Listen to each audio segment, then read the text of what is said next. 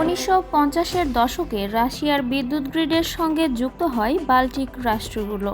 বেলগ্রিডের মাধ্যমে সংযুক্ত ছিল বেলারুশ, রাশিয়া, এস্তোনিয়া, লাটভিয়া ও লিথুয়ানিয়া, যার নিয়ন্ত্রণ ছিল মস্কোর হাতে। 2014 সালে রাশিয়ার ক্রিমিয়া দখলের পর ইউরোপীয় গ্রিডের সঙ্গে একীভূত হওয়ার পরিকল্পনা করে বাল্টিক রাষ্ট্রগুলো, যা গতি পায় 2022 সালে ইউক্রেনের রাশিয়ার সামরিক আগ্রাসন শুরুর পর। রাশিয়া থেকে বিদ্যুৎ কেনা বন্ধ করে দেয় বাল্টিক 3 দেশ।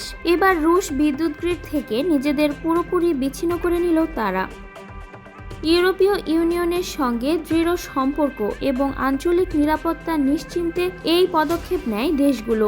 নিজেদের উৎপাদিত বিদ্যুতের উপর দেশগুলো নির্ভরশীল থাকবে।